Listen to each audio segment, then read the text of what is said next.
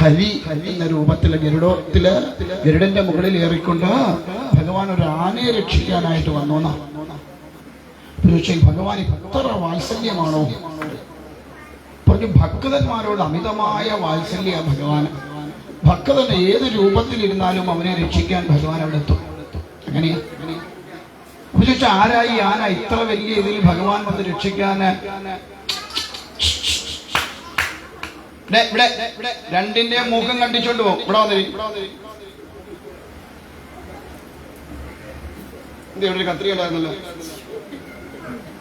ഇവിടെ വന്നിരി. രണ്ടുപേരുടെ ഇങ്ങോട്ട് വേണ്ട. രാജീവ കത്രിക എടുത്തു. രാജീവ ഇവരോട് പറഞ്ഞ അവൻ കേൾക്കുന്നു.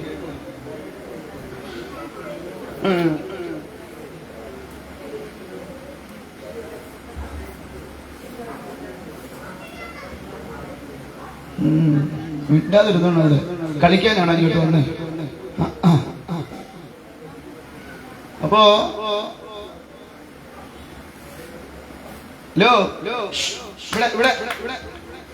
ഇങ്ങോട്ട്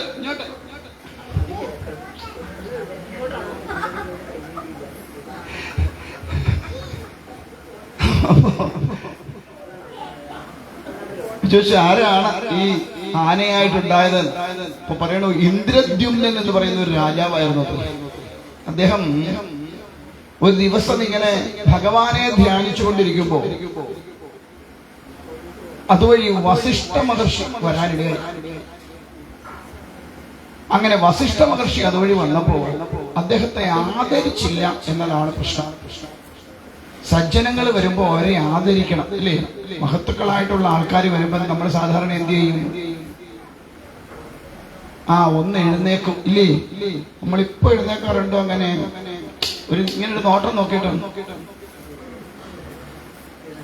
പ്രായമൊക്കെ ആയിട്ടുള്ളവർ വന്ന ഒരു ബസ്സിലൊക്കെ കയറിയാൽ നമ്മൾ എന്തോ ചെയ്യും? അപ്പൊ ഉറക്കം അല്ലേ? ചാരി ഇരുന്ന്, കാരണം എഴുന്നേറ്റ് സീറ്റ് കൊടുക്കാൻ പറ്റാത്ത, ഇല്ലേ?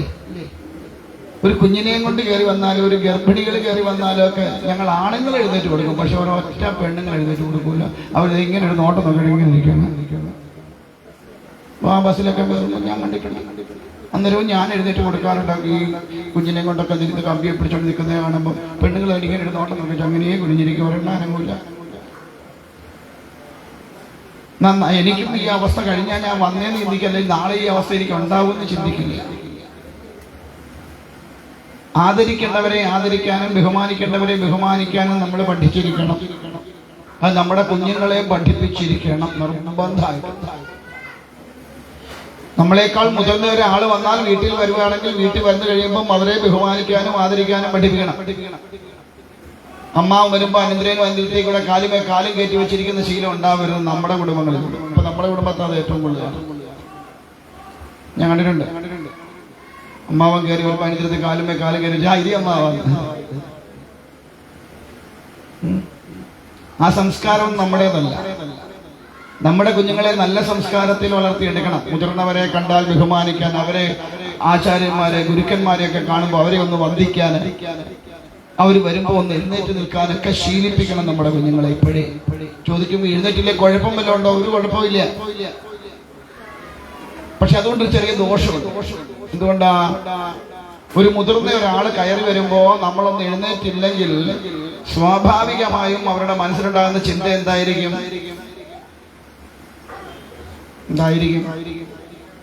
അഹങ്കാരി ആണോ അല്ലയോ? ആ ഒരു ചിന്ത മതി ഉള്ളിലേത്. അത് ദോഷഫലങ്ങളായിട്ട് ബാധിക്കും. അതുകൊണ്ട് അവരും പറയുന്നത് മുതിർന്നവർ കയറി വരുമ്പോ ഇളയവർ എഴുന്നേറ്റില്ലേ പ്രാണം പിടയും എന്നാ പറയാറുണ്ട്. എങ്ങനെ ഈ പ്രാണം പിടയണത്? ഇവരുടെ ഉള്ളിൽ തോന്നുന്ന ഈ ചിന്താധാരകളാണ് അവർക്ക് പ്രാണം പിടയുന്നതാക്കി വെക്കുന്നത്. എഴുന്നേറ്റ് വെച്ചില്ലെന്ന് വെച്ചാൽ കുഴപ്പമൊന്നുമില്ല. പക്ഷെ എങ്കിൽ ഇതെങ്ങനെ ഒരു പ്രശ്നം. അതേസമയം ഒരു മുതിർന്ന ഒരാളെ കാണുമ്പോ ഒന്ന് എഴുന്നേറ്റ് നിന്നാലോ അവര് മനസ്സ് നിറഞ്ഞിട്ട് അവരൊന്ന് മനസ്സുകൊണ്ട് അനുഗ്രഹിക്കും. നന്നായി വരട്ടെ മക്കളെ എന്ന് പറയും, ഇല്ലേ? ആണോ അല്ലയോ? അപ്പൊ അതുകൊണ്ട് കുഞ്ഞുങ്ങളെ ഇതൊക്കെ ശീലിപ്പിക്കണം. മുതിർന്നവർ കയറി വരുമ്പോ അവിടുന്ന് എഴുന്നേറ്റൊന്ന് മാറി നിൽക്കാൻ. അവരെ ഒന്ന് ആദരിക്കാനും അപ്പൂപ്പനോ അമ്മൂമ്മയൊക്കെ ഉണ്ടെങ്കിൽ അവരുടെ പാദം തൊട്ടൊന്ന് നമസ്കരിക്കാനും, അതൊന്നും പരിഷ്കൃതമായ ഇതിൽ പെട്ടതല്ല എങ്കിൽ പോലും ഇതൊക്കെ നമ്മുടെ സംസ്കാരത്തിന്റെ ഭാഗമാണ്. ഗുരുക്കന്മാരുടെ പാദ നമസ്കാരം, ഗുരുക്കന്മാരുടെ പാദം കഴുകുക, ഗുരുക്കന്മാരെ നമസ്കരിക്കുക, മാതാപിതാക്കന്മാരെ നമസ്കരിക്കുക, ഇതൊക്കെ നമ്മുടെ സംസ്കാരത്തിന്റെ ഭാഗമാണ്. അതൊക്കെ നമ്മുടെ കുഞ്ഞുങ്ങളെ പഠിപ്പിക്കണം. അതൊന്നും ഒരു നാണക്കേടും വിചാരിക്കരുത്. അതൊന്നും അപരിഷ്കൃതമല്ല. അതൊക്കെ നമ്മുടെ ഭാരത സംസ്കാരത്തിന്റെ അതിനോട് ചേർന്ന് നിൽക്കുന്നതാണ്. ഇന്നിപ്പോ ഒരു ഇത് കണ്ടു, ഒരു അധ്യാപകനെ തല്ലിയ കുട്ടിക്കെതിരെ കേസ് ചെയ്യാൻ അധ്യാപകനെ സസ്പെൻഡ് ചെയ്തു. ഇതാണ് ഇന്നത്തെ നമ്മുടെ സംസ്കാരം. ഗുരുവിനെ തല്ലാൻ പോലും മടിയില്ലാത്ത ഒരു തലമുറയെ വളർത്തിയെടുക്കുക. ആലോചിച്ചു നോക്കൂ, എത്ര വലിയ സംസ്കാരത്തിന്റെ പ്രതീകങ്ങളുള്ള ഒരു നാടാണ് നമ്മുടെ ഭാരതം. അവിടെയാണ് ഈ അവസ്ഥ. ഗുരുവിനെ പോലും തല്ലാൻ മടിയില്ലാത്ത അവൻ നാളെ അവന്റെ അച്ഛനെയും അമ്മയും കൊല്ലില്ലെന്ന് എന്താ ഉറപ്പ്? അത് കുട്ടിക്കാലത്തെ ശീലിപ്പിക്കണം. മാതാപിതാക്കന്മാരെ ബഹുമാനിക്കാനും, ഗുരുക്കന്മാരെ ബഹുമാനിക്കാനും, ആചാര്യന്മാരെ നമസ്കരിക്കാനും ഒക്കെ കുട്ടിക്കാലത്തെ പഠിപ്പിക്കണം. ആ സംസ്കാരം വളർത്തിയെടുത്തില്ലേ നാളെ ദോഷം ഉണ്ടാവും. കാരണം നമ്മൾ ഈ ആർഷഭാരത സംസ്കാരത്തിലെ ഗുരു പരമ്പരകളുടെ കണ്ണിയാണ്. ആ കണ്ണി പൊട്ടിച്ചു കളയരുത്. ഗുരുത്വമില്ലാത്ത സന്തതികളായിട്ട് വളർന്നു വരുതരുത്. 4 പേരുടെ വായിൽ നിന്ന് ഒരു കാലത്ത് മൂന്ന് പറയിപ്പിക്കരുത്. പിടികിട്ടുന്നുണ്ടോ? സന്ധ്യാവേളയിൽ കുഞ്ഞുങ്ങളെ വിളിച്ചിട്ട് നാമം ജപിപ്പിക്കണം. എത്ര പേര് ജപിക്കും? ആ നേരം കൂടെ നമ്മളിവിടെ TV കാണും, പിള്ളേരുടെ എഴുതി പഠിയടാന്ന് പറയും. അവന്മാര് തോണ്ടിയിരിക്കും. അല്ലേ? നാമം ജപിക്കുമോ മക്കളെ? വീട്ടിൽ ജപിക്കോ? എപ്പോഴാ? 6 മണി. കള്ളം പറയും, സത്യം പറയാം. എന്നും ജപിക്കും. എന്നും ജപിക്കും. എന്നും ജപിക്കുമെന്ന് സന്ധിക്ക് നാമജപം ദിവസം ഉണ്ടോ? അതെന്താ ഇല്ലാതെ? മറന്നുപോകും. പഠിക്കാൻ ഈ സന്ധ്യാവേളയിൽ ആരെങ്കിലും പഠിക്കുവോ? ശ്രദ്ധിക്കാനും പഠിക്കാനും. ആ സന്ധ്യാവേള ഈശ്വരനെ ഭജിക്കാനുള്ള സമയമാണ്. നമ്മളിനി എന്തെല്ലാം പഠിക്കാൻ പോയാലും നമ്മുടെ തലയ്ക്കകത്ത് നിൽക്കണം വല്ല നിർബന്ധമുണ്ടോ? ഉണ്ടോ? വേണ്ടതൊക്കെ ഓർമ്മ വരുമോ തോന്നുന്നുണ്ടോ?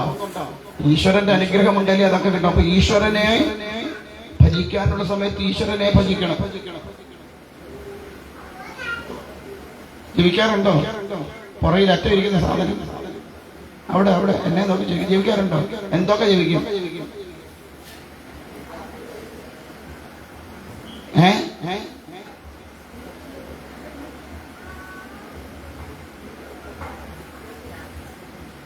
എന്തൊക്കെയാ ജപിക്കുക? സന്ധിക്ക് ഏതൊക്കെ നാമം ജപിക്കാം? അത് കഴിഞ്ഞ് മതി പ്രഭാഷണം.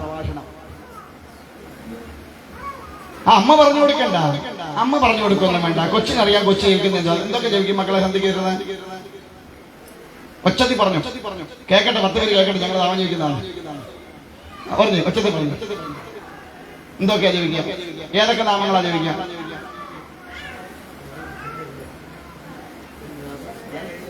കൊച്ചിന് തന്നെ ഓർമ്മയില്ല എന്തൊക്കെയാ ജപിക്കാൻ.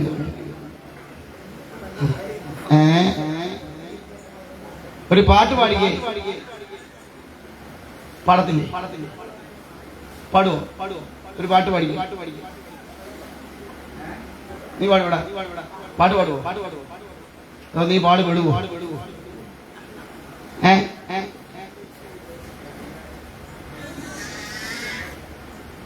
ഇപ്പോഴത്തെ നമ്മുടെ പിള്ളേരോട് ഒരു പാട്ട് പാടാൻ പറഞ്ഞാൽ പണ്ട് കാലത്തൊക്കെ അഞ്ജന ശ്രീധര ചാരുമൂർത്തേ കൃഷ്ണ എന്ന് ജപിക്കായിരുന്നു. ഇപ്പോഴത്തെ നമ്മുടെ പിള്ളേരോട് പറഞ്ഞ ഒരു പാട്ട് പാടാൻ മമ്മി ഡാഡി വീട്ടിലില്ല എന്ന് പറയും. പറ്റുമെങ്കിൽ നീ പോരണമെന്ന്. അതാ ഇപ്പൊ നമ്മള് കാരണം ഒരു ഈശ്വരനാമം നാവിൽ വരാത്ത അവസ്ഥയിലേക്ക് നമ്മുടെ കുഞ്ഞുങ്ങൾ വളർന്നു. അവിടെയാണ് പ്രശ്നം. കുട്ടിക്കാലം മുതലേ പിടിച്ചിരുത്തിക്കൊണ്ട്, ഓർമ്മ വെക്കണ കാലം മുതലേ പിടിച്ചിരുത്തിക്കൊണ്ട് അമ്മയോ അപ്പൂപ്പനോ അമ്മൂമ്മയോ ഒക്കെ പണ്ട് കാലത്ത് കുഞ്ഞുങ്ങളെ പിടിച്ചിരുത്തി വെച്ച് അമ്മുമ്മയുടെ മടിയിലിരുത്തിക്കൊണ്ട് രാമ രാമ രാമ രാമ രാമ രാമ പാഹിമ എന്ന് എത്ര നിങ്ങൾക്ക് അറിയാം ഇത് പാടാൻ?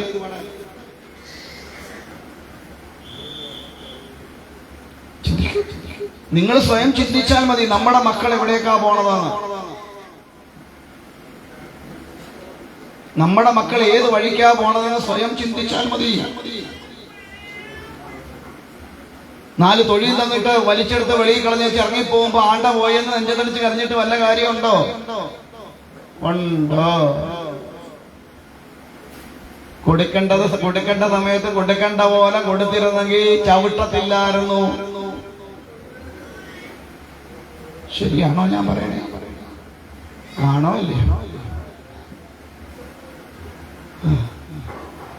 ഇതൊക്കെ ശരിയാ സമയം, പക്ഷെ എന്തോ പറയാനെല്ലാം പോച്ചു. അപ്പൊ അമ്മൂമ്മ നാമം ജപിക്കാനിരിക്കില്ലല്ലോ, അതല്ലേ രസം. സർവ വല്ലും പോയി ഏതാണ്ടൊക്കെ ഒരു പരുവത്തിലായിരുന്നാലും പറയാം എനിക്ക് ഒറ്റ ഒന്ന് വെച്ചടി നോക്കട്ടെ എവിടെ പടേ ആയെന്ന്. അതാ ആദ്യം പറയുന്നത് പെട്ടി കൊണ്ട്. പണ്ട് അങ്ങനെയല്ല, അമ്മൂമ്മമാരാ ഇവിടെ വേണമെന്ന് പറഞ്ഞിട്ട് ഉള്ളം കൊടുത്ത് വിളിച്ചിരുത്തി നാമം ജപിക്കുന്ന, മടിയിരുത്തി നാമം കുഞ്ഞിനാള് പോലെ മടിയിരുത്തി നാമം ജപിപ്പിക്കുമായിരുന്നു അല്ലേ? എന്റെയൊക്കെ അമ്മൂമ്മ വിളക്ക് കൊളുത്തി വെച്ചു കഴിഞ്ഞാല് ഉടനെ നീ അവിടെ അങ്ങാടും ഒളിഞ്ഞു പാത്തു നിന്ന് കഴിഞ്ഞാൽ അന്നരേ നുള്ളുന്ന സ്ഥലമൊന്നും പറയാൻ പറ്റില്ല, അങ്ങനെ പിടിച്ചൊരു നുള്ളി വെച്ച പോയിരുന്നു നാമം. അന്നല്ലെങ്കിൽ പിന്നെ അത്താഴമില്ല. സത്യം പറഞ്ഞ അത്താഴം ഉണ്ണാൻ വേണ്ടി നാമം ജപിച്ചു തുടങ്ങിയതാ. കാരണം ഉച്ചയ്ക്കും പട്ടിണിയായി, ഇനി അതിന്റെ കൂടെ വൈകുന്നേരം കൂടെ പട്ടിണിയായുള്ള അവസ്ഥയൊന്നും ആലോചിച്ച് നോക്കി. അതുകൊണ്ട് കഞ്ഞി കുടിക്കാൻ വേണ്ടി നാമം ജപിച്ചു തുടങ്ങിയതാ. ഞാൻ എന്റെ കാര്യമാണ് പറയണേ. അന്ന് നാമം ജപിച്ചില്ലേ അത്താഴം തരത്തില്ല, പട്ടിണി കിടക്കും. ഇന്നോ അന്ന് അവന് കോയിന്റെ ബിരിയാണി മേടിച്ചു കൊടുക്കും, അല്ലെ കുഴിമാന്തി മേടിച്ചു കൊടുക്കും, നാമം ജപിച്ചില്ലെങ്കിൽ.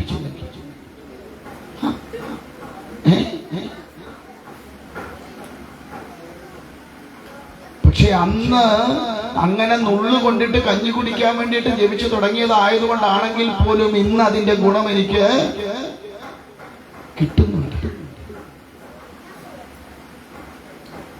ആധ്യാത്മിക സംസ്കാരത്തിൽ വളർന്നു വരുന്ന ഒരു കുഞ്ഞാണെങ്കിൽ ഒരിക്കലും അവൻ നശിച്ചു പോവില്ല, ഉറപ്പ്, 100% ഗ്യാരണ്ടിയാണ്. കുട്ടിക്കാലം മുതലേ വേണ്ട സംസ്കാരത്തെ കൊടുത്ത്, സനാതനധർമ്മ സംസ്കാരത്തെ കൊടുത്ത് വളർത്തുന്ന ഒരു കുട്ടിയും നശിച്ചു പോവില്ല. ഇനി അഥവാ ഇടയ്ക്കൊന്ന് തലതിരിഞ്ഞാലും വീണ്ടും കറങ്ങി ഇതിനകത്ത് തന്നെ വരും. ഞാൻ പറഞ്ഞല്ലോ, അത് എന്റെ അനുഭവം കൊണ്ട് ഞാൻ പറഞ്ഞു, എന്റെ ജീവിതം അങ്ങനെയാണ്. അതുകൊണ്ട് ആധ്യാത്മികമായ സംസ്കാരം പകർന്നു കൊടുക്കണം. ഭാഗവതം വായിക്കാൻ പഠിപ്പിക്കണം, കുട്ടിക്കാലത്തെ പഠിപ്പിക്കണം.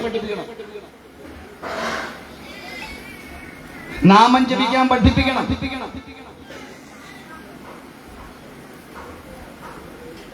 എന്റെ മൂത്തവന് വയസ്സ് 20 കഴിഞ്ഞു. ഞാൻ വീട്ടിലുണ്ടേ പോയിട്ട് നാമം ജപിക്കണമെന്ന് പറഞ്ഞു. ജപിച്ചിട്ട് ബാക്കി കാര്യം മതി.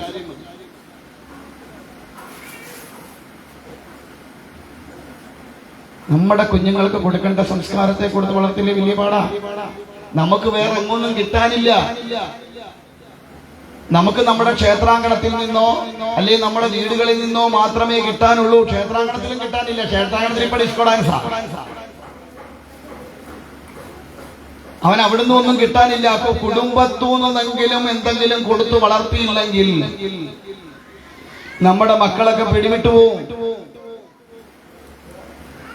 അതുകൊണ്ട് നല്ല സംസ്കാരത്തെ കൊടുത്ത് കുഞ്ഞുങ്ങളെ വളർത്തിയെടുക്കണം. ഇനി വരുന്നവരെങ്കിലും,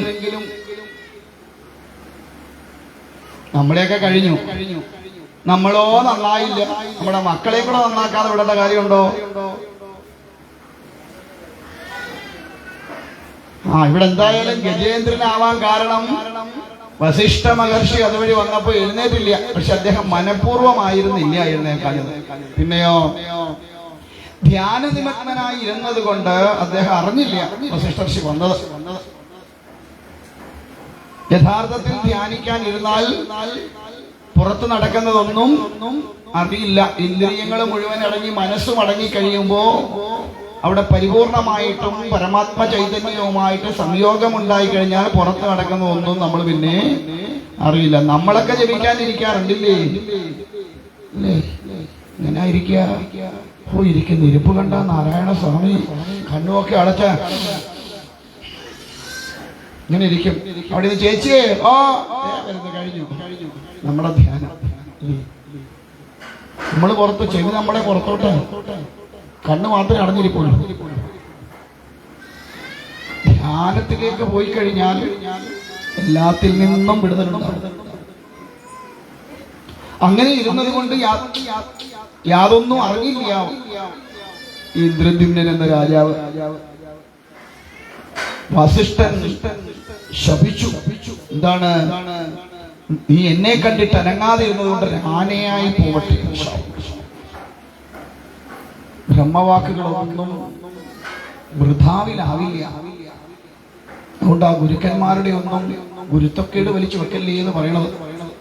മനസ്സറിഞ്ഞ് പറഞ്ഞു പോയി കഴിഞ്ഞാൽ പെട്ടു. പിന്നെ ജീവിതത്തെ രക്ഷപ്പെടാൻ പറ്റില്ല. രാജാവിനെ ഭടന്മാർ ഈ വിവരം അറിയിച്ചു.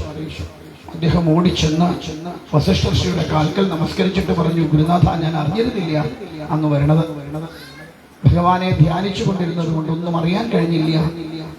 അപ്പൊ വസിഷ്ഠ ഋഷി പറഞ്ഞു, ഇവർക്കൊക്കെ ഗുരുക്കന്മാർക്കൊക്കെ ത്രികാലങ്ങളും അറിയാൻ കഴിയുന്നവരാ. പക്ഷെ എന്നിട്ടും ഇങ്ങനെ ഒരു വാക്ക് എന്റെ നാവിൽ നിന്ന് പുറപ്പെട്ടുവെങ്കിൽ അത് അങ്ങയുടെ കർമ്മഫലമാണ്. ആ വാക്കിനെ തിരിച്ചെടുക്കാൻ പറ്റില്ല. ചില നേരത്ത് അങ്ങനെയാണ്. ചില വാക്കുകൾ പറയുമ്പോൾ നമ്മുടെ ജീവിതത്തിലേക്ക് അനുഭവമാവുമ്പോൾ നമ്മൾ ചിന്തിക്കും, എന്നാലും അങ്ങനെ പറഞ്ഞിട്ടാ നമുക്ക് അങ്ങനെ സംഭവിച്ചെന്നല്ല. അത് നമ്മുടെ കർമ്മഫലം. അത് അനുഭവിച്ചേ പറ്റൂ. അങ്ങനെ ആ അനുഭവ യോഗം വരുമ്പോഴാണ് ആ പറയുന്ന ആളിന്റെ നാവിൽ അങ്ങനെ വരുള്ളൂ. നമുക്ക് അങ്ങനെ ഒരു അനുഭവം കിടപ്പുണ്ടെങ്കിൽ അത് നമ്മൾ അനുഭവിച്ചു തന്നെ തീർക്കണം.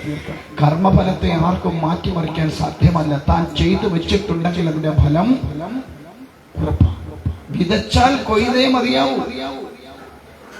നെല്ല് വിതച്ചാൽ നെല്ല് തന്നെ കൊയ്യണം. ഗോതമ്പ് കൊയ്യത്തില്ല, കൊയ്യുവോ? അപ്പൊ അതുകൊണ്ട് ആ കർമ്മഫലത്തെ മാറ്റാൻ സാധ്യമല്ല. അപ്പൊ ചോദിക്കാം, അങ്ങനെയാണെങ്കിൽ പിന്നെ എന്തിനാ സ്വാമി ഈ അമ്പലത്തിൽ പോയി തക്കമെന്ന് കിടക്കണത്? വഴിപാടുകൾ നടത്തുന്ന സ്വാമി തന്നെ പറയാറുണ്ടല്ലോ, അത് ഇത് ചെയ്യുന്നു, എങ്ങനെ ഇങ്ങനെ. അതുകൊണ്ട് പൂർണ്ണമായ ദോഷം മാറുമോ? മാറത്തില്ല. ഒരു വ്യക്തിയുടെയും ഒരു ദോഷവും പൂർണ്ണമായിട്ട് ഒരുത്തർക്കും മാറ്റാൻ കഴിയില്ല. പിന്നെ എന്തേ ചെയ്യാൻ പറ്റൂ? ആ ദോഷഫലത്തിന്റെ കാഠിന്യത്തെ കുറയ്ക്കാൻ മാത്രമേ പറ്റൂ. നമ്മൾ പണ്ട് പറയും, കണ്ണിൽ കൊള്ളേണ്ടത് പുരികത്ത് കൊണ്ട് മാറി എന്ന് പറയും. അത്രേ ഉള്ളൂ. അതിനായി വഴിപാടുകളൊക്കെ. നീ മറ്റൊന്നെന്താ? ഈശ്വരത്തിലേക്ക് എത്തിപ്പെടാനുള്ള വഴിയിലുണ്ടാകുന്ന ദുർഘടങ്ങളെ വെട്ടി നീക്കിക്കൊണ്ട് മുന്നേറാനുള്ള ഉപാധിയാണ് ഇത്തരത്തിലുള്ള വഴിപാടുകൾ. ഈശ്വര സാക്ഷാത്കാരത്തിലേക്ക് പോവാനുള്ള വഴിയിലെ ദുർഘടങ്ങളെ ഇല്ലാതെയാക്കാൻ. അതുകൊണ്ട് അവിടെ എഴുതിയിട്ടുണ്ട്, വഴി പാട് കൗണ്ടർന്നാ അല്ലേ? വേറൊന്നും എഴുതി വെച്ചില്ലല്ലോ. വഴി പാട്. ഇവിടെയൊക്കെ ഈശ്വരൻ. അപ്പൊ അതിനെ ഒഴിവാക്കാനുള്ള ഉപാധിയാണ് ഇതൊക്കെ. അപ്പൊ അതുകൊണ്ട് ആ വഴിപാടുകളൊക്കെ ചെയ്യണം എന്നുള്ളത്. കാരണം നമ്മുടെ ഭാണ്ഡക്കെട്ട് കുറയണം. ഇവിടെ ഭാണ്ഡക്കെട്ടുണ്ട്, തോളത്ത് 2 ഭാണ്ഡക്കെട്ട്, കർമ്മത്തിന്റെ ഭാണ്ഡക്കെട്ട്. അതൊഴിവായി കിട്ടണമെങ്കിൽ ഇത്തരത്തിലുള്ള ഉപാധികളിൽ കൂടി മാത്രമേ സാധ്യമാവൂ. അപ്പൊ അതുകൊണ്ട് പറഞ്ഞ വാക്കിനെ ഇനി തിരിച്ചെടുക്കാൻ കഴിയില്ല. അത് അങ്ങയുടെ കർമ്മഫലമാണ്. അതുകൊണ്ട് അത് അനുഭവിക്കുകയല്ലാതെ വേറെ നിവൃത്തിയില്ല. പക്ഷെ ഞാൻ അനുഗ്രഹിക്കണം. എന്താണ്? അങ്ങയ്ക്ക് സാക്ഷാൽ നാരായണൻ തന്നെ വന്ന അനുഗ്രഹമേ. അന്ന് അങ്ങയ്ക്ക് മുക്തി ഉണ്ടാക്കും. നോക്കൂ, ഒരു ശാപം കിട്ടിയാലും അതിൽ കൂടി വലിയൊരു ഗുണം കിട്ടിയത് സാക്ഷാൽ ഭഗവത് ദർശനത്തിനുള്ള അവസരമായിട്ട് മാറിയത്. അങ്ങനെയാ ചിലർക്ക് ചില ശാപം ഗുണകരമായി ഭവിക്കും ജീവിതത്തിൽ. ചില നഷ്ടപ്പെടലുകൾ ചിലർക്ക് ജീവിതത്തിൽ വലിയ ഗുണങ്ങൾ ഉണ്ടാക്കും.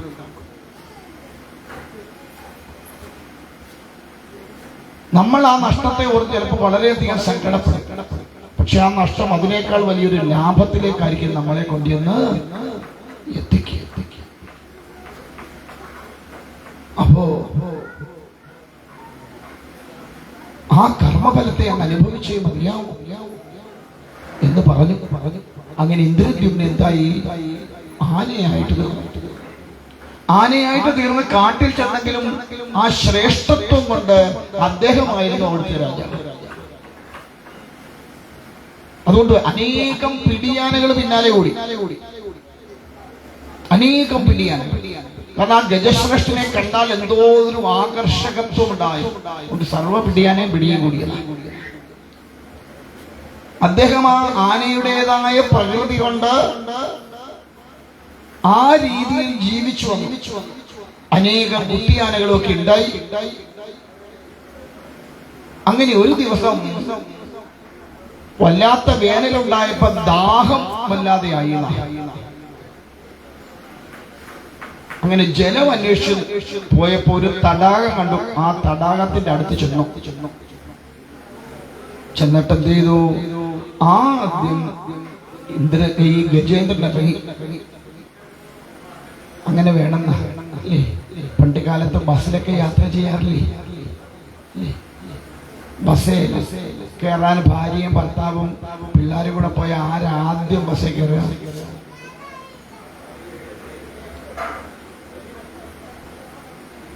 ആരും ബസ്സിൽ പിള്ളേരെയും കൊണ്ട് കയറിയിട്ടില്ലേ? പിന്നെ കുടുംബനാഥൻ കയറും. ആദ്യം പിള്ളേരെയാണോ കയറ്റി വിടുന്നത്? വീഴാതെ നോക്കാൻ അകത്താളില്ലല്ലോ. ആദ്യം ഭാര്യയെ കയറ്റിവിടും, അത് കഴിയുമ്പോൾ പിള്ളേരെ കയറ്റിവിടും, അത് കഴിയുമ്പോൾ ഭാര്യ കയറും, അച്ഛൻ കയറും. ഇറങ്ങുമ്പോഴോ ആദ്യം ചെറുക്കൻ ആദ്യം അച്ഛൻ ഇറങ്ങും, പിന്നാലെ ആരെ ഇറങ്ങും? പിള്ളേരെ ഇറങ്ങും, പിന്നെ ഭാര്യ ഇറക്കാൻ. ഇറങ്ങുമ്പം ഭാര്യ അവസാനം ഇറക്കുന്നേ. വണ്ടി വിട്ട് പോകുന്ന രക്ഷപ്പെട്ടല്ലോ എന്ന് ആലോചിച്ചിട്ടാണോ? ആണോ? അല്ല, പിള്ളേര് ഇപ്പോഴത്തെ ചേട്ടന്മാരാണേ പറഞ്ഞത് നന്നായി സ്വാമി.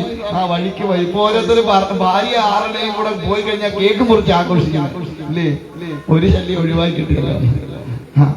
അതുകൊണ്ട് നാരായണ, അപ്പൊ അങ്ങനെ എന്താ സുരക്ഷ ഉറപ്പുവരുത്തുക. എന്തെങ്കിലുമൊക്കെ തടസ്സങ്ങൾ ഉണ്ടെങ്കിൽ അതിനെയൊക്കെ മാറ്റാൻ ഗൃഹനാഥ മുമ്പിൽ ഇരുന്നതുപോലെ ഇവിടെ ഗജേന്ദ്രന്റെ മുമ്പിൽ നിന്നുകൊണ്ട് തടാകത്തിലേക്ക് ഇറങ്ങി എന്തെങ്കിലുമൊക്കെ തടസ്സങ്ങളൊക്കെ ഉണ്ടോ നോക്കി. ഒന്നും ഇല്ലാന്ന് അറിഞ്ഞപ്പോ പതുക്കെ സിഗ്നൽ കൊടുത്തു. ഭാര്യയും പിള്ളേരും എല്ലാം കൂടെ ഇറങ്ങി വന്ന് ആ തടാകത്തിൽ അങ്ങനെ തിമിർത്തു ആടി. അങ്ങനെ വെള്ളമൊക്കെ കുളിച്ച് ആ വെള്ളമെല്ലാം കലക്കി മറിച്ച് അതിൽ കൂടി ഒരു ആനന്ദം ഗജശ്രേഷ്ഠൻ കണ്ടെത്തിയ. ഓരോരുത്തർക്കും ഓരോ വിധത്തിലാണ് സന്തോഷം ഉണ്ടാവുക അല്ലേ? എല്ലാവർക്കും ഒരു വസ്തുവിൽ കൂടി എല്ലാവർക്കും സന്തോഷം ഉണ്ടാവുമോ? ഇല്ല. ഓരോരുത്തർക്കും ഓരോ വിധത്തിലാണ്. ചിലർക്ക് സന്തോഷം ഉണ്ടാകുന്ന ചിലരുടെ പാട്ട് കേൾക്കുമ്പോഴാണ് അല്ലേ? ചിലർക്ക് ചില സന്തോഷം ചിലരെ കാണുമ്പോഴാണ്. ചിലർക്ക് ചില സന്തോഷം ചിലരുടെ കൂടെ നടക്കുമ്പോഴാണ്. പക്ഷെ ഇത് വല്ലതും നമ്മൾ ആസ്വദിക്കാറുണ്ടോ?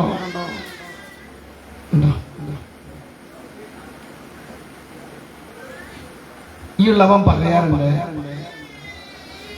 നമുക്കൊരാളെ ഇഷ്ടമാണെന്ന് വിചാരിക്കുക, നമ്മുടെ ഉള്ളിൽ അതിയായ ആഗ്രഹമുണ്ട് അദ്ദേഹത്തോടൊന്ന് സംസാരിക്കണം. ഞാൻ പറയും സംസാരിക്കണം. അദ്ദേഹത്തെ വിളിച്ച് സംസാരിക്കണം. അതാണോ പെണ്ണോ ആരും ആയിക്കോട്ടെ. ഉള്ളുകൊണ്ട് ഇഷ്ടപ്പെട്ടെങ്കിൽ സംസാരിക്കണമെന്ന് തോന്നിയാൽ വിളിച്ച് സംസാരിക്കണം. അതിൽ കൂടി നമുക്ക് കിട്ടുന്ന ഒരു എനർജിയല്ല മനസ്സിന്. എല്ലാം മനസ്സിന്റെ സുഖത്തിന് വേണ്ടിയിട്ടാണ് നമ്മൾ ചെയ്യുന്നത് ഇല്ലേ? ആണോ അല്ലയോ? മനസ്സിന്റെ സന്തോഷമല്ലേ പ്രധാനം? ആ മനസ്സിനെ സന്തോഷിപ്പിക്കണം. ഒരാളോട് സംസാരിക്കുമ്പം കിട്ടുന്ന സന്തോഷമാണെങ്കിൽ ആ ആളിനെ വിളിച്ച് സംസാരിക്കണം. ഒരാളോടൊപ്പം ഇരുന്നൊരു കാപ്പി കുടിക്കുമ്പോഴാ സന്തോഷം കിട്ടത്തില്ല, ആളിന്റെ കൂടെ പോയിരുന്ന് കാപ്പി കുടിക്കണം.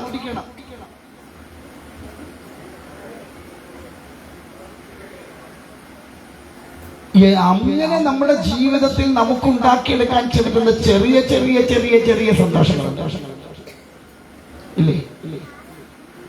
ഇപ്പൊ ആരാ അവിടെ തിന്നാൻ കൊടുത്തേ? വലിയൊരു പണിയായി പോയില്ലേ. ഇപ്പൊ തിന്നാൻ കൊടുത്തത് അല്ലേ തന്നെ വർത്തമാനം അതിന്റെ കൂടി നീ തിന്നാനൂടെ കൊടുത്താലുള്ള അവസ്ഥ ഒന്ന് ആലോചിച്ചു.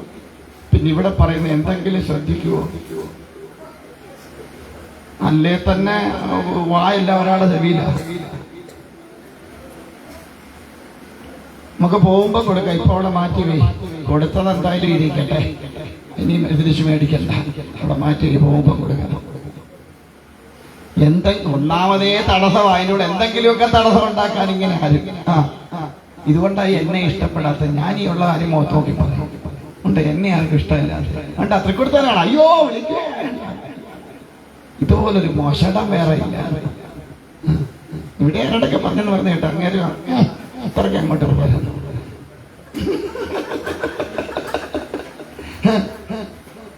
ഒരു മുഷടനാന്ന് പറഞ്ഞു.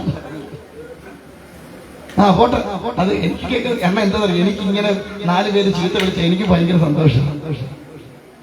എന്താ കാര്യം? എന്റെ അത്രയട്ടെ അവര് എടുക്കുമല്ലോ.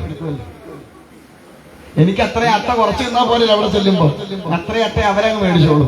ഞാൻ സന്തോഷമായി ഫ്രീ ആയില്ലേ. 10 അട്ട ഉണ്ടെങ്കിൽ 4 അട്ട അവർക്ക് കൊടുത്ത് 6 തിന്നാ പോലെ. ഞാൻ അതറിയില്ലേ, കഥ അറിയില്ലേ, അട്ട തിന്ന കഥ. അതുകൊണ്ട് ഞാൻ പരമാവധി ചീത്ത വിളിച്ചോളാൻ പറയും. എനിക്കത് സന്തോഷമാണ്. പാപഭാരം അത്രയും കുറയും ചീത്ത വിളിച്ചാലേ. എന്ത് ഗുണമുണ്ട്? അപ്പൊ പോകാറാകുമ്പോ അത്രയും കുറച്ച് വലിച്ചാൽ മതി എല്ലാവരും. അപ്പൊ എന്തായാലും അങ്ങനെ അവിടെ എല്ലാം തിമിർത്ത് തകർത്ത് ആനന്ദം കണ്ടെത്തിക്കഴിഞ്ഞ് മതി എന്ന് തോന്നുന്ന ഒരവസ്ഥയെത്തി. ഇങ്ങനെ വേണം. ഏതൊരു കാര്യത്തിലും മതി എന്നൊരു തോന്നലുണ്ടാവണം. ഈ ഭൗതിക സുഖങ്ങൾ ഓരോന്നും അനുഭവിക്കുമ്പോ കാലക്രമേണ ഇതൊന്നും അല്ല, ഇത് മതി എന്നൊരു തോന്നലല്ല, ഒരു ഇത് നമ്മുടെ മനസ്സിലുണ്ടാവണം. അല്ലെങ്കിൽ എന്താ കുഴപ്പം? ഇതിനോട് കൂടുതൽ ആസക്തരായി പോയി കഴിഞ്ഞാൽ മനസ്സിനെ അടക്കാൻ വയ്യാത്ത അവസ്ഥ ഉണ്ടാവും. പറയുന്നത് ശ്രദ്ധിച്ചിരുന്നാലേ പിടികിട്ടും.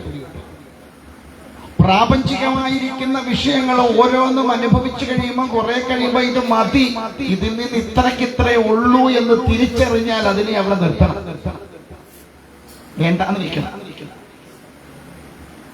വീണ്ടും അതിന്റെ പിന്നാലെ പോയിക്കൊണ്ടിരുന്നാൽ ഈ മനസ്സ് ഒരു കാലത്തും അടങ്ങില്ല. അങ്ങനെ മനസ്സടങ്ങാതെ വന്നാൽ എന്താ കുഴപ്പം? ഏതൊരു ലക്ഷ്യം സാധിക്കാനുണ്ടോ ആ ലക്ഷ്യത്തെ സാധിക്കാൻ കഴിയാതെ വരും. എന്തിനാ മനുഷ്യജന്മം തന്നെ? ഈശ്വര സാക്ഷാത്കാരത്തിന് വേണ്ടിയിട്ടാണ്, അല്ലെ മോക്ഷത്തിലേക്ക് എത്താൻ വേണ്ടിയിട്ടാണ്. ഈ പ്രാപഞ്ചിക വിഷയങ്ങളെ അനുഭവിക്കും തോറും അത് വേണം എന്ന് കുറെ തോന്നും. ഇപ്പൊ ഉദാഹരണം പറഞ്ഞാല് നമുക്ക് ഭയങ്കര ഇഷ്ട ബിരിയാണി എന്ന് വിചാരിക്കാം. 10 ദിവസം അടുപ്പിച്ച് ബിരിയാണി എന്ന് കഴിയുമ്പോൾ നമ്മൾ എന്ത് പറയും? അത് നാളെ ഇനി എന്താ കാരണം? മനസ്സുകൊണ്ട് നമുക്ക് അതിനോടൊരു ഈ വിരക്തി ഉണ്ടാവണം. മനസ്സിന് ഓരോ വിഷയങ്ങളും, നമ്മൾ അനുഭവിച്ചുകൊണ്ടിരിക്കുന്ന സുഖം എന്ന് തോന്നുന്ന ഓരോ വിഷയങ്ങളോടും ഈ വിരക്തി നമുക്ക് കാലക്രമേണ ഉണ്ടാക്കിയെടുക്കണം മനസ്സ്. അങ്ങനെ വിരക്തി ഉണ്ടാവണമെങ്കിൽ ഇന്ദ്രിയങ്ങൾ അടങ്ങിയെങ്കിലേ പറ്റുള്ളൂ. ഈ 5 ഇന്ദ്രിയങ്ങൾ, ജ്ഞാനേന്ദ്രിയങ്ങൾ 5 എണ്ണം അടങ്ങണം. അത് വിഷയങ്ങളെ സ്വീകരിക്കാത്ത അവസ്ഥയിലെത്തണം. ഇപ്പൊ നല്ല കാണാൻ കൊള്ളാവുന്ന ചേട്ടൻ അത് വഴി ഓട്ടെ, നിങ്ങളുടെ കണ്ണ് അങ്ങോട്ട് പോകും, ഉടനെ അങ്ങോട്ട് പോകും. പോവില്ലേ? നിങ്ങളൊക്കെ കാണാൻ കൊള്ളാവുന്ന ഒരു ചേച്ചി അത് വഴി എന്റെ കണ്ണ് അങ്ങോട്ട് പോകും, എന്റെ കണ്ണും അങ്ങോട്ട് പോകും. ഇല്ലേ? കാരണം കണ്ണ് അങ്ങനെയാണ്, കാണാൻ കൊള്ളാവുന്നതിന്റെ പിന്നാലെ പോവും. കാരണം നമ്മൾ ആരും ഇന്ദ്രിയ അടക്കിയവരല്ല, ഇന്ദ്രിയ നിഗ്രഹം ചെയ്തിട്ടുള്ളവരല്ല നമ്മളാരും. അതുകൊണ്ട് വിഷയങ്ങളെ കണ്ടാൽ കണ്ണങ്ങോട്ട് പോകും. നല്ലൊരു പാട്ട് കേട്ടാലോ കാതുടനെ അങ്ങോട്ട് പോകും. അപ്പൊ അവിടെ എന്തെങ്കിലും ഒന്ന് വറക്കുന്ന മണം കേൾക്കട്ടെ, ഇങ്ങനെ പിടിക്കും ഇല്ലേ? ഇവിടെ ഇരുന്നുകൊണ്ട് നമ്മൾ ഇതെല്ലാം ചെയ്യാം. എന്തുകൊണ്ടാ? നമ്മുടെ ഇന്ദ്രിയങ്ങൾ അടങ്ങിയിട്ടില്ലാത്തത് കൊണ്ടാ. അപ്പൊ ആ ഇന്ദ്രിയങ്ങൾ അടങ്ങി അടങ്ങി അടങ്ങി വന്ന് മനസ്സും അടങ്ങി കഴിയുമ്പോൾ മാത്രമേ അതിനെ ആ വിരക്തി എന്ന് പറയുക, അല്ലെങ്കിൽ വൈരാഗ്യം എന്ന് പറയണത്. ഓരോന്നും അനുഭവിച്ച് അനുഭവിച്ച് അനുഭവിച്ച് ആ ഒരു മടുപ്പുണ്ടാവണം മനസ്സിന് ആ വസ്തുവിനോട്. ഇത് നമുക്കുണ്ടാവാറില്ല അങ്ങനെ. അപ്പൊ ഇവിടെ ഈ തടാകത്തിൽ കിടന്നിങ്ങനെ കളിച്ച് കളിച്ച് കളിച്ച് കുറെ കഴിഞ്ഞപ്പോ മതിയെന്ന് തോന്നി. പക്ഷെ കുട്ടികളും ഭാര്യമാരും ഒന്നും സമ്മതിച്ചില്ല. പിടിയാനകളും കുട്ടികളും സമ്മതിച്ചില്ല. അവർക്ക് അത്രയ്ക്ക് അങ്ങോട്ട് തോന്നിയിട്ടില്ല. പക്ഷേ കൂടെ വന്ന ആള് പറഞ്ഞപ്പോ അനുസരിക്കാതിരിക്കാൻ പറ്റില്ലല്ലോ. അതുകൊണ്ട് എന്ത് ചെയ്തു? സിഗ്നൽ കൊടുത്തു. ആദ്യം ഓരോരുത്തരെ കേട്ടി. പലപ്പോഴും നമ്മൾ അങ്ങനെയാ ഇല്ലേ? കൂടെ വരുന്നവന് പറയുന്ന അനുസരിക്കാതിരിക്കാൻ വയ്യാത്ത കൊണ്ടാ പലതും നമ്മളങ്ങ്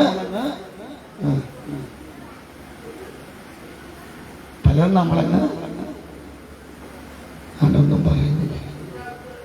വേണ്ടെന്ന് വെക്കണം അല്ലേ? ആണോ അല്ലയോ? നമുക്ക് ഇഷ്ടമുണ്ടായിട്ട് വേണ്ടെന്ന് വെക്കണതാണ് നമ്മൾ പലതും അല്ല. നമ്മുടെ മനസ്സുകൊണ്ട് വേണ്ടാന്ന് വെച്ചിട്ട് വേണ്ടെന്ന് വെക്കണതല്ല പലതും. എന്നോട് ചില ആൾക്കാർ പറയാറുണ്ട്, സ്വാമി ഞാൻ എൻ്റെ ആഗ്രഹങ്ങൾ മുഴുവൻ അടക്കി വെച്ച് എനിക്കിപ്പോ ഒരു ആഗ്രഹമില്ല. ആഗ്രഹങ്ങളെ അടക്കി വെച്ചു എന്നാ പറഞ്ഞത്. അതെന്തുകൊണ്ടാണ്? ആ ആഗ്രഹത്തെ പൂർത്തീകരിക്കാനുള്ള സാഹചര്യം ഇല്ലാത്തത് കൊണ്ടാണ്.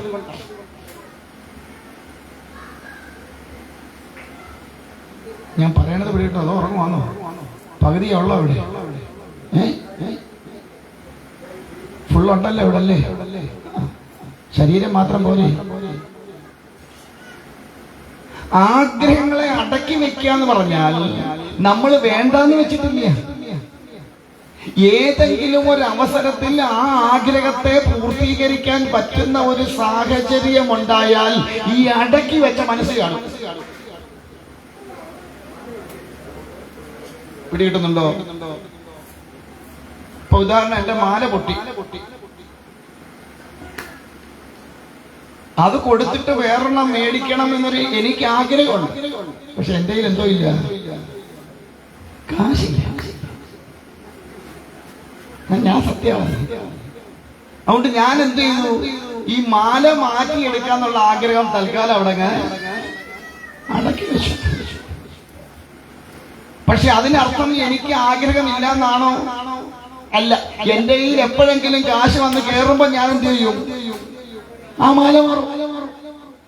അപ്പൊ ആഗ്രഹം അടങ്ങുന്നതും അടക്കുന്നതും തമ്മിൽ വ്യത്യാസമാണ്. ഇപ്പൊ മുമ്പേ പറഞ്ഞതുപോലെ ബിരിയാണി സ്ഥിരം തിന്നു കഴിഞ്ഞപ്പം വേണ്ട എന്ന് തോന്നുന്നതും കിട്ടാനില്ലാത്തത് കൊണ്ട് കഴിക്കാതിരിക്കുന്നതുമായിട്ട് വ്യത്യാസമുണ്ട്. ക്ലിയർ ആവുന്നുണ്ടോ ഞാൻ പറയണേ? അപ്പൊ മനസ്സടങ്ങുക എന്ന് പറഞ്ഞാൽ അതിനോട് വിരക്തി ഉണ്ടായിക്കൊണ്ടിനി മനസ്സുകൊണ്ട് വേണ്ടാന്ന് വെക്കണം. അതാണ് മനസ്സടങ്ങുന്നത്. മറ്റേത് നമ്മൾ മനസ്സടക്കി വെക്കുക, ആഗ്രഹത്തെ അടക്കി വെക്കുക, അവിടെ വേണ്ടാന്ന് വെച്ചിട്ടില്ല. അതുകൊണ്ട് മനസ്സടങ്ങിയെന്ന് അർത്ഥമുണ്ടോ? ഇല്ല. വേണ്ടാന്ന് വെച്ചത് കൊണ്ട് വെച്ചാൽ അടക്കി സാഹചര്യം ഇല്ലാത്തത് കൊണ്ട് അടക്കി വെച്ചാൽ അത് മനസ്സിന്റെ വിരക്തി ഉണ്ടാക്കുന്നതല്ല, അത് എപ്പോഴെങ്കിലും പുറത്തിയാണ്.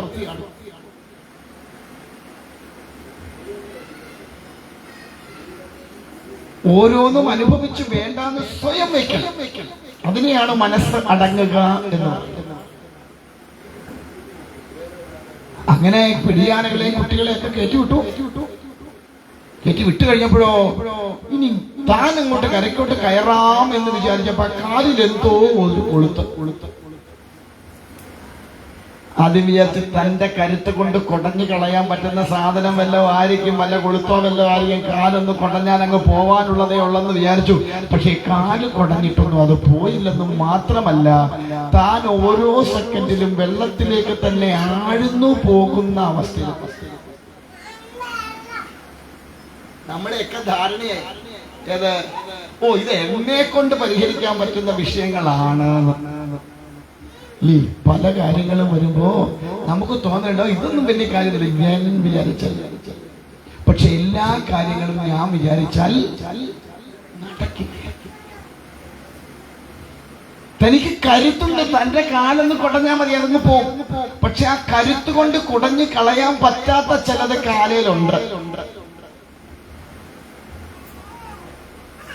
അതുകൊണ്ട് കാല് കുടഞ്ഞിട്ടൊന്നും ഈ കാലെ പിടിച്ച സാധനം പോയില്ല. താൻ കരയിലേക്ക് കയറാൻ നോക്കുമ്പോൾ തന്നെ തിരിച്ചു വലിച്ച് ആഴ്ത്തി വെക്കുക. അപ്പൊ മനസ്സിലായത് തന്നെ കൊണ്ട് അത്ര പെട്ടെന്നൊന്നും ക്ലിയർ ചെയ്യാൻ പറ്റുന്ന വിഷയമല്ല എന്ന് ബോധ്യം വന്നപ്പോ എന്ത് ചെയ്തു? തന്റെ കൂടെയുള്ളവർക്കൊക്കെ ഒരു സിഗ്നൽ കൊടുത്തു. ഈ ആന ചിഹ്നം വിളിക്കുക എന്നൊക്കെ പറയില്ലേ, അത് ഓരോന്നിനും ഓരോ സൗണ്ടാ. അപകടം വരുമ്പോ വിളിക്കുന്ന പോലെ അല്ല തന്റെ ഇണയെ പ്രാപിക്കാൻ വിളിക്കണത്, അതുപോലെയല്ല തന്റെ മനസ്സിന് സന്തോഷമുള്ള ചില കാര്യങ്ങൾ കിട്ടിക്കഴിയുമ്പോൾ ആന ശബ്ദം പുറപ്പെടുവിക്കുന്നത്. നമ്മളൊക്കെ അങ്ങനെ. കുഞ്ഞുങ്ങൾ കരയാറില്ലേ? എല്ലാവരും ഉറങ്ങുക. കുഞ്ഞുങ്ങൾ കരയാറില്ലേ? എപ്പോഴും ഒരുപോലെയാണോ കുഞ്ഞുങ്ങൾ കരയുക? അല്ല. തല്ലുകൊള്ളുമ്പോ കരയുന്ന കരച്ചിലാണോ? വിശക്കുമ്പോ കരയുന്നേ? രണ്ടിന്റെ സൗണ്ട് ഒരുപോലാണോ? അല്ല. പണ്ടത്തെ അമ്മമാർക്ക് ആരെയും അറിയാമായിരുന്നു. ഇപ്പോഴല്ലേ ഇല്ല മറ്റേ എന്തോന്ന് വന്നത്? എന്തോന്ന് അതിന്റെ പേര്? ഇപ്പൊ പിള്ളേരെ വലിച്ചു കയറ്റി വലിപ്പിക്കുന്ന സാധനം ഉണ്ടല്ലോ, വലത് കിടക്കുന്ന കുഞ്ഞുങ്ങൾക്ക്. ബർഗറോ എന്തോന്ന് എനിക്ക് അറിഞ്ഞുകൂടാ. ആ സാധനം ഞങ്ങളൊന്നും കൊടുത്തിട്ടില്ലാതെ ഞങ്ങൾക്ക് അറിഞ്ഞുകൂടാ അല്ലേ? പണ്ട് കാലത്ത് സംസാരിക്കാൻ കഴിയാത്ത കുഞ്ഞുങ്ങള് ഇല്ലേ, മലർന്നു കിടക്കുന്ന കാലത്ത് മൂത്രം ഒഴിച്ച ആ തുണി ഇല്ലേ, അന്നൊക്കെ തുണിയാണ്. ആ തുണി നനയുമ്പോ കരയുന്ന കരച്ചില് പോലാണോ കുഞ്ഞുങ്ങളെ ഉറുമ്പ് കടിക്കുമ്പോ കുഞ്ഞുങ്ങൾ കരയണത്? അല്ല.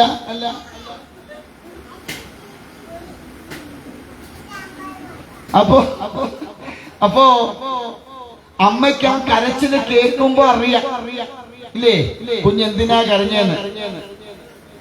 തുണി നനഞ്ഞിട്ടാ കരയുന്നെങ്കിൽ ആ കരച്ചിലിന്റെ വ്യത്യാസം കൊണ്ട് ഉടൻ തന്നെ അമ്മ എന്തോ എടുത്തോണ്ടായിരിക്കും ഓടുന്നത്? തുണി എടുത്തോണ്ടാ ഓടുക. ഇപ്പൊ പിന്നെ 30-35 കിലോ തൂക്കം ആവുമ്പോഴേ നമ്മൾ എടുത്തു മാറ്റുക. അതുകൊണ്ട് അമ്മമാർക്ക് പണിക്കുറവുണ്ട്. 30-35 കിലോ അവിടെ കിടക്കും.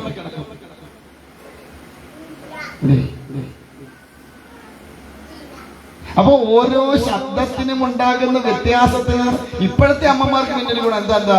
കൊച്ചിനെ വല്ലതും കടിച്ചിട്ട് കരഞ്ഞാലും വിശന്നിട്ട് കരഞ്ഞാലും എന്തെന്നെല്ലാം കരഞ്ഞാലും ഒറ്റ ഉപാധിയേ ഉള്ളൂ കൊച്ചിന്റെ കരച്ചിൽ നിർത്താൻ. എന്താ?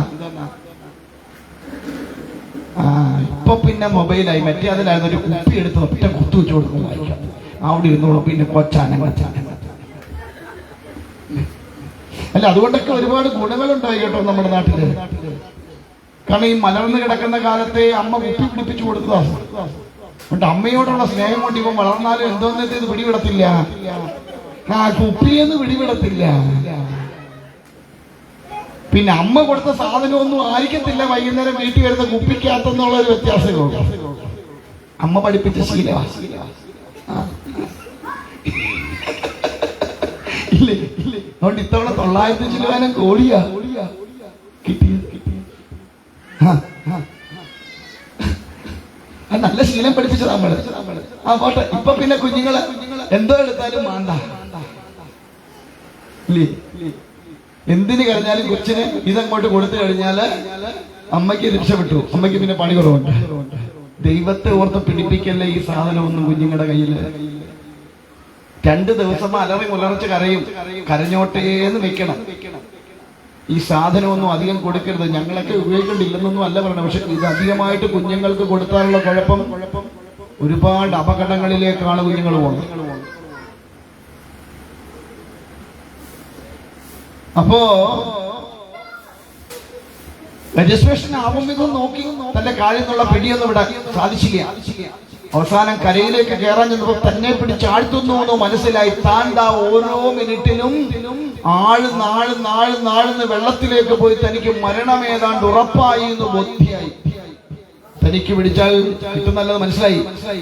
ബന്ധുക്കളെ കൂടെ വന്നവരെയൊക്കെ വിളിച്ചു. അവരെല്ലാം കൂടെ ആവും വിധവും നോക്കി പിടിച്ച് കരക്കി കയറ്റാൻ. പക്ഷെ അവർക്കും മനസ്സിലായി ഞങ്ങൾ വിചാരിച്ച നടക്കുന്ന കാര്യമല്ല. കൂടെ വന്ന സർവ്വ എണ്ണവും പിടികിട്ടു.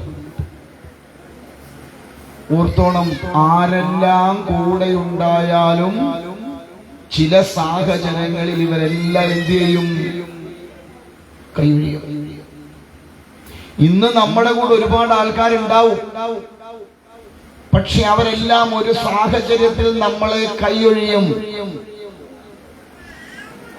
അന്ന് കൂടെ നിൽക്കാൻ ഒരാളെ ഉണ്ടാവും. ആരാ? സാക്ഷാൽ ഭഗവാൻ. നമുക്കുള്ള പാഠങ്ങളായതൊക്കെ. നമ്മുടെ ധനം, നമ്മുടെ ബന്ധുബലം, നമ്മുടെ ഉദ്യോഗം, നമ്മുടെ സ്ഥാനം, ഇതൊക്കെ നമുക്ക് തോന്നി ഇതെന്നും നിലനിൽക്കണതാണല്ല. ഇന്ന് തന്റെ കൂടെ ഉള്ളവരെല്ലാം ഒന്നുകിൽ തന്റെ ധനം കണ്ടിട്ട്, അല്ലെ തന്റെ സ്ഥാനം കണ്ടിട്ട്, അല്ലെ തന്നെ കൊണ്ട് ഗുണമുള്ളത് കൊണ്ട് കൂടെ നിൽക്കണതാ. എന്ന് നിന്നെ കൊണ്ടൊരു ഗുണമില്ലാന്ന് തോന്നുന്നു, അന്ന് ഇവരൊക്കെ ഒഴിഞ്ഞു മാറും. സംശയം വേണ്ട, ഇവരൊക്കെ കൈവിടും. അന്നേരം ആരും കൂടെ കാണില്ല.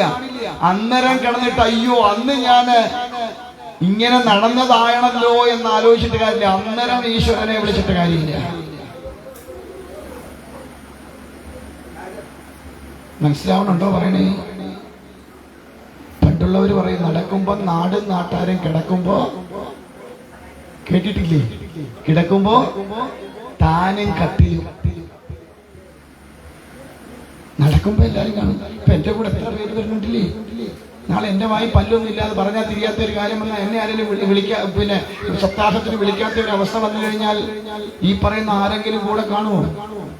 ആരും കാണില്ല. അവര് വേറെ ആചാര്യന്മാരുടെ കൂടെ പോകും. അന്നേരം വിളിച്ചിട്ട് സ്വാമിക്ക് സുഖമാണെന്ന് ചോദിക്കാൻ ആരും കാണില്ല. എനിക്ക് നല്ല ബോധ്യം. ഒന്ന് സുഖമില്ലാതെ കിടന്നാൽ പോലും ഒരുത്തരും വിളിച്ചു ചോദിക്കില്ല എന്ത് പറ്റി സ്വാമി എന്ന്. കാരണം അവരുടെ കുഴപ്പമില്ല, അവർക്ക് നേരെയില്ല. അവരുടേതായ പ്രശ്നങ്ങൾ തന്നെ വലുതാണ്. പിന്നെ മറ്റൊരു പ്രശ്നം ചേർക്കാൻ പറ്റും. അപ്പോ ഗജശ്രേഷ്ഠനെ പിടിച്ച അതിൽ നിന്ന് കരകയറ്റാൻ കഴിയില്ല എന്ന് ബോധ്യം വന്നപ്പോ സർവരും പിടിവിട്ടു മാറി. അപ്പൊ മനസ്സിലായി തനിക്കിനി രക്ഷപ്പെടാൻ ഏക വഴിയുള്ളൂ പൂർവജന്മത്തെ ചെയ്ത സുഹൃതത്തിന്റെ ഫലം. മനുഷ്യനായി ജീവിച്ചിരുന്ന കാലത്ത്, രാജാവായി ജീവിച്ചിരുന്ന കാലത്ത് ഈശ്വരനെ ഭജിച്ചത് കൊണ്ട് ആനയായിട്ട് ജനിച്ചപ്പോഴും അല്ലെങ്കിൽ പിറന്നപ്പോഴും ആ പൂർവ്വ സ്മരണയുണ്ടായി. തനിക്ക് ആശ്രയം ആരേ ഉള്ളൂ? സാക്ഷാൽ ഗോവിന്ദൻ മാത്രമേ ഉള്ളൂ എന്ന് ബോധ്യപ്പെട്ടു. നോക്കിയപ്പോ അവിടെ ഒരു താമര നിപ്പുണ്ടായിരുന്നു. വലിച്ചെടുത്തേച്ച് ഭഗവാനെ സമർപ്പിക്കുന്ന സങ്കല്പത്തിൽ ഗോവിന്ദ ആനന്ദ നാരായണ എന്ന് പറഞ്ഞ് അങ്ങോട്ട് ഇട്ടു. അവിടെ തന്നെ ഭഗവാന്റെ വിഗ്രഹവും ഒന്നും ഉണ്ടായിരുന്നില്ല, അമ്പലവും ഉണ്ടായിരുന്നില്ല, ഒന്നും ഉണ്ടായിരുന്നില്ല. പക്ഷേ പൂവിട്ട് കൊടുത്തപ്പോ ആര് സ്വീകരിച്ചു? ഭഗവാൻ സ്വീകരിച്ചു. അങ്ങനെ എങ്ങനെയാ സ്വാമി? അമ്പലവും ഇല്ല, വിഗ്രഹവും ഇല്ല, പൂജ ഇല്ലാത്തിടത്ത് എങ്ങനെയാ സ്വാമി ആന പൂ പറിച്ചിട്ട് കൊടുത്താ ഭഗവാൻ എങ്ങനെയാ സ്വീകരിക്കുക? കൊടുക്കേണ്ട പോലെ കൊടുക്കണം. ഒരമ്പലവും വേണ്ട, ഒരു വിഗ്രഹവും വേണ്ട, ഒന്നും വേണ്ട. കൊടുക്കേണ്ട പോലെ കൊടുത്താൽ എവിടെ കൊടുത്താലും അത് ആര് സ്വീകരിക്കും? ഭഗവാൻ സ്വീകരിക്കും. നമ്മളൊന്നും കൊടുക്കേണ്ട പോലെ അല്ല കൊടുക്കുന്നത്. അതുകൊണ്ട്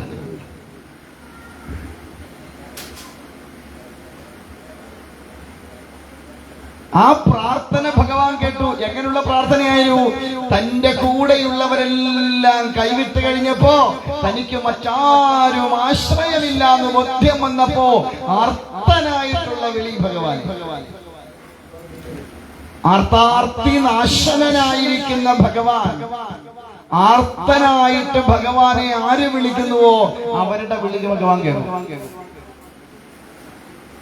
അങ്ങനെയാ. തനിക്ക് മറ്റാരും ആശ്രയമില്ല. ശരണാഗതി അടയാൻ ഇനിയും ഭഗവാൻ മാത്രമേ ഉള്ളൂ. ആ ഭഗവാന്റെ പാതാരവിന്ദങ്ങളിലേക്ക് ഇനി മറ്റാരും ഇല്ലാത്തൊരവസ്ഥയിൽ തന്നെ തന്നെ ശരണമായിട്ട് അങ്ങോട്ട് കൊടുത്തു കഴിയുമ്പോ ഭഗവാൻ ആ വിളി കേൾക്കും, ഭഗവാൻ സ്വീകരിക്കും. നമുക്കൊക്കെ ഉള്ള കുഴപ്പം നമുക്ക് ആരാണ്ടൊക്കെ ഉണ്ട് എന്ന് തോന്നിക്കൊണ്ട് നമ്മൾ ഭഗവാനെ ആശ്രയിക്കണമെന്നുണ്ടാവും. പാഞ്ചാലിയുടെ വസ്ത്രം ദുശാസനൻ അഴിക്കുമ്പോ ഒരുപാട് വിളിച്ചു കൃഷ്ണ കൃഷ്ണ കൃഷ്ണ. ഭഗവാൻ വന്നോ? വന്നില്ല. എന്തായിരുന്നു കാരണം? ഒരു പിടി എവിടെ ഉണ്ടായിരുന്നു പാഞ്ചാലിക്ക്? തന്റെ വസ്ത്രത്തിലുണ്ടായിരുന്നു. താൻ പിടിച്ചാൽ നിർത്താൻ പറ്റുമെന്നൊരു തോന്നലുണ്ട്. എന്നാലും ഇരിക്കട്ടെ ഒരു സഹായത്തിന് കൃഷ്ണൻ. അവസാനം തന്റെ പിടിയൊക്കെ വിട്ടുപോകുന്നു ബോധ്യം വന്നപ്പോ രണ്ട് കയ്യും എടുത്ത് നീട്ടി വിളിച്ചു, മമഹൃദി നിവാസ കൃഷ്ണ, നീ അല്ലാതെ മറ്റാരുമില്ല.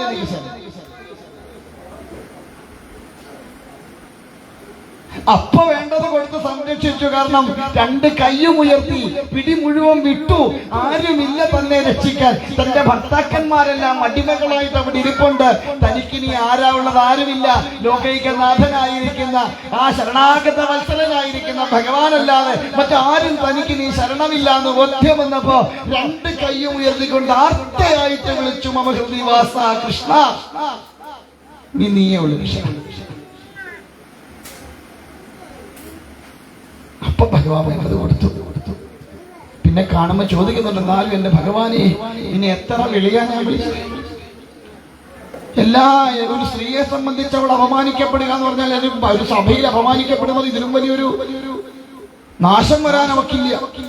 ആ അവസ്ഥയിൽ നിന്നെ വിളിച്ചിട്ട് എന്താ കൃഷ്ണ നീ വരാനില്ലെന്ന് ചോദിക്കുമ്പോൾ പറയുന്നുണ്ട്, കൃഷ്ണേ, നീ എന്നെ ആദ്യം വിളിച്ചത് ദ്വാരകാനാഥായ കൃഷ്ണ എന്നാണ്.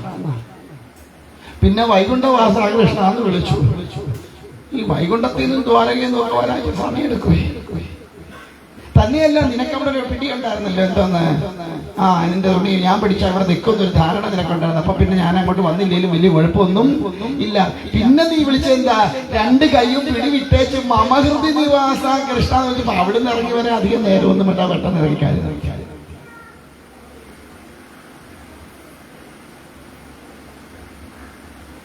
എന്ന് പറഞ്ഞതുപോലെ ഇവിടെ ആർത്തനായിട്ട് വിളിച്ചു.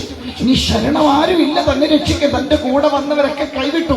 തനിക്ക് മറ്റാരും ശരണമില്ല എന്ന അവസ്ഥ വന്നപ്പോ ആ താമരപ്പൂ പറിച്ചു ഭഗവാനിലേക്ക് സമർപ്പിച്ചു. ഭഗവാൻ വേഗം തന്നെ വന്നു. എന്നിട്ടോ ഗരുഡോപരി എത്തി. ആദ്യം ഈ ഗജേന്ദ്രനെ അങ്ങോട്ട് കരയിലേക്ക് പിടിച്ച് കയറ്റിയിട്ട് ആദ്യം കാലിൽ പിടിച്ച മുതലയെ അങ്ങ് നിഗ്രഹിച്ചു. നോക്കൂ, ഗജേന്ദ്രനെ അല്ല വിളിച്ച് രക്ഷിച്ചത് ആദ്യം. പിന്നെയോ ഗജേന്ദ്രന്റെ കാലെ പിടിച്ച മുതലയായിരുന്നു. ആ മുതലയെ ആദ്യം രക്ഷിച്ചത്. ആ മുതലയിൽ നിന്നുള്ള പിടി വിട്ട് കിട്ടിയപ്പോ ഗജേന്ദ്രൻ രക്ഷയായി. ഭഗവാനോടൊപ്പം സാരൂപ്യം പ്രാപിച്ചു. ഭഗവൽ ഭക്തന്റെ പാദത്തിലെങ്കിലും തൊടുന്നുണ്ടെങ്കിൽ, ശ്രദ്ധിച്ചു കേട്ടോണം, ഭഗവൽ ഭക്തന്റെ പാദത്തിലൊന്ന് നമസ്കരിക്കുകയെങ്കിലും ചെയ്തിട്ടുണ്ട് എങ്കിൽ അവന് പോലും ഉണ്ട് മോക്ഷം.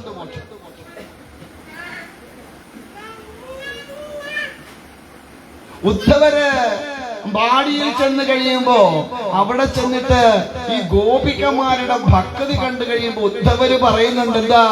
ഹേ ഭഗവാനെ, അടുത്ത ജന്മം ഈ ഗോപികമാരുടെ പാദസ്പർശമേൽക്കുന്ന ധൂളിയായിട്ടെങ്കിലും ജനിക്കാൻ എനിക്കൊരു അവസരം കിട്ടിയാൽ ഞാൻ പരമ ഭക്തനായി പറയണത്. ഭഗവാന്റെ ഉറ്റ തോഴനായിട്ട് കൂടെ സർവദാ ഉള്ള ഉദ്ധവരാണ് പറയുന്നത്, ഗോപികമാരുടെ പാദസ്പർശം ഉണ്ടാവുന്നിടത്ത് ഒരു മൺതരിയായിട്ടെങ്കിലും ജനിക്കാൻ കഴിഞ്ഞാൽ ജന്മം സഫലമായി. വൃത്രം പറയുന്നുണ്ട്, ഭഗവത് ഭക്ത ദാസാനുദാസനെങ്കിലും ആവാൻ കഴിഞ്ഞാൽ രക്ഷപ്പെട്ടു. ഭഗവാന്റെ ഭക്തന്റെ ദാസന്റെ ദാസനെങ്കിലും ആയാൽ മതി. നമ്മൾ ആരാന്നും പറഞ്ഞ് നടക്കുന്നേ? നമ്മളൊക്കെ ആരാന്ന് പറഞ്ഞ് നടക്കുന്നത്? ആ പക്വതരാന്ന് പറഞ്ഞ് നമുക്കതുകൊണ്ട് ആരുടെ കാലയിലൊന്നും തൊടണ്ട. ഭഗവത് ഭക്തന്റെ കാലയിലൊന്നും തൊടണ്ട.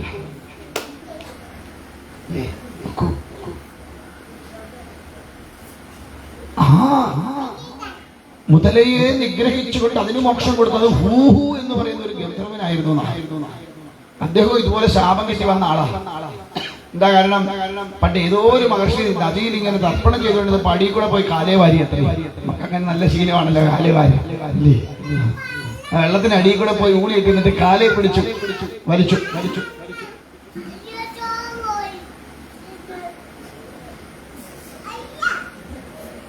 അപ്പോ അദ്ദേഹം ശപിച്ചു അത്രേ, ഇങ്ങനെ വെള്ളത്തിനടിയിൽ കിടന്ന് കാലയെ പിടിച്ച് വലിച്ചത് കൊണ്ട് നീ ആരായി തീരട്ടെ, മുതലയായി തീരട്ടെ എന്നൊരു ശാപം കൊടുത്തു.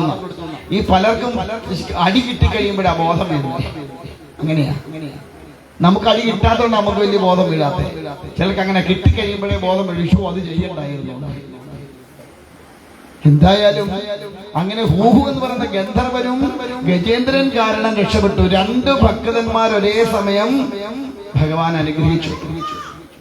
അങ്ങനെ ഗജേന്ദ്രൻ ഭഗവത് സാരൂപ്യം നേടി പോയി എന്നാണ് കഥ. ഇത് നമ്മുടെ കഥയാണ്.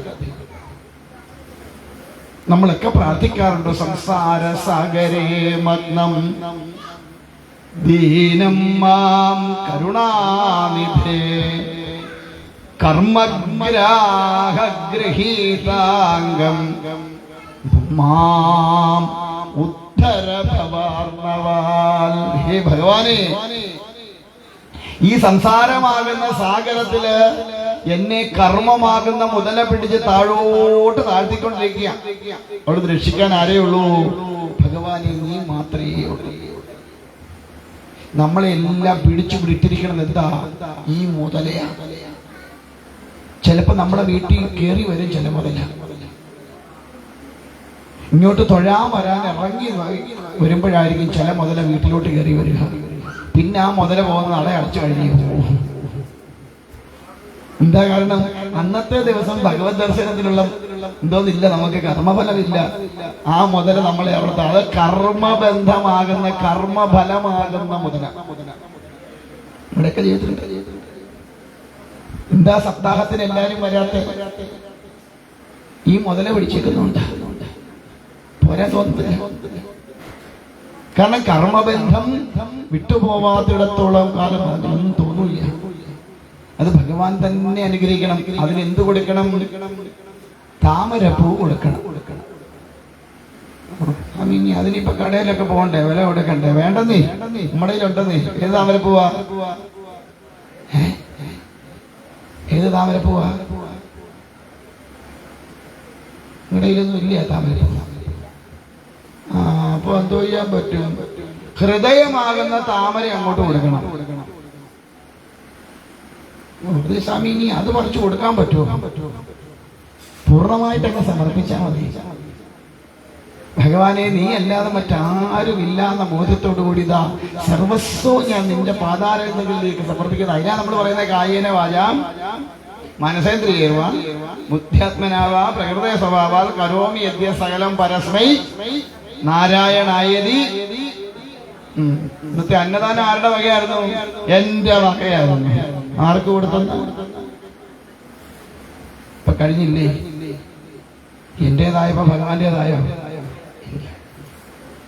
നമുക്ക് അവിടെ എല്ലാം അഹങ്കാരം ഇങ്ങനെ പറഞ്ഞിരിക്കും. അതുകൊണ്ടാണ് നമ്മൾ ഉണ്ട്. ആ ഹൃദയം ഭഗവാൻ ഇരിക്കണമെന്ന് വെച്ചാൽ പറയും, ഭക്തന്റെ ഹൃദയത്തിലാണ് ഭഗവാന്റെ വാസന. ഗജേന്ദ്ര മോക്ഷത്തിൽ കൂടി നമ്മളോട് പറയുന്നതാ, ആ ഗജശ്രേഷ്ഠൻ രക്ഷപ്പെട്ടത് എങ്ങനെയാ? തന്റെ വേറെ ആരും ആശ്രയമില്ലാത്ത അവസ്ഥയിലെത്തിയപ്പോ തന്റെ ഹൃദയ കമലത്തെ അങ്ങോട്ട് കൊടുത്തു ഭഗവാൻ. അതുകൊണ്ട് ആ കർമ്മബന്ധത്തിൽ നിന്ന് മുക്തനായി എന്ന് മാത്രമല്ല, പിന്നെയോ ഭഗവത് സാരൂപ്യം നേടാനും സാധ്യം. നമുക്കും ഈ കർമ്മബന്ധത്തിൽ നിന്ന് മുക്തനാവണമെങ്കിൽ ആരെ ആശ്രയിക്കണം? ഭഗവാനെ തന്നെ ശരണം പ്രാപിച്ച് മറ്റാരെ കൊണ്ടും മാറ്റാൻ പറ്റില്ല. ആ ഗജശ്രേഷ്ഠനെ പോലെ ഈശ്വരനെ നിരന്തരമായി ഭജിക്കുക. അപ്പോൾ മാത്രമേ ഈ കമലമൊക്കെ അങ്ങോട്ട് കൊടുക്കാൻ പറ്റുള്ളൂ. അതുകൊണ്ട് അതിനുവേണ്ടിയുള്ളതാവട്ടെ നമ്മുടെ ഓരോ ദിവസങ്ങളും എന്ന് പ്രാർത്ഥിച്ചുകൊണ്ട് ഇന്നത്തെ യജ്ഞ സമർപ്പണം ശ്രീ രാധാകൃഷ്ണൻ നായർ പുളിക്കാടത്ത് വയ്ക്കും, പ്രസാദോട്ട് കവിതാ സന്തോഷ് സാന്ദ്രാനന്ദം വയ്ക്കും, അത്താഴോട്ട് ശ്രീ ജയകുമാർ വെട്ടിയത്തിൽ വയ്ക്കും. ശോഭായാത്ര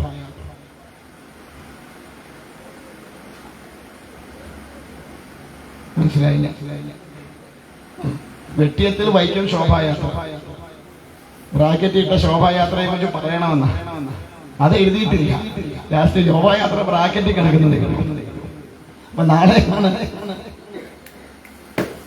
നാളെയാണ് ഭഗവാന്റെ തിരുവോതാര ദിനമായ ചിങ്ങമാസത്തിലെ രോഹിണി നക്ഷത്രവും അഷ്ടമി തിഥിയും കൂടി വരുന്ന ദിവസം.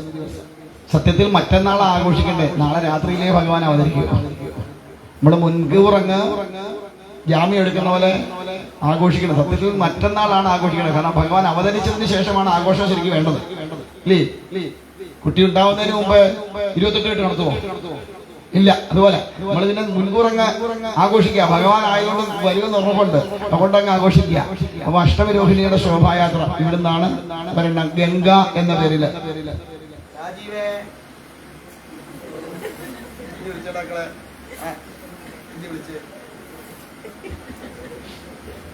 അപ്പോ ആ ശോഭായാത്രയിൽ എല്ലാവരും പങ്കാളികളാണ്.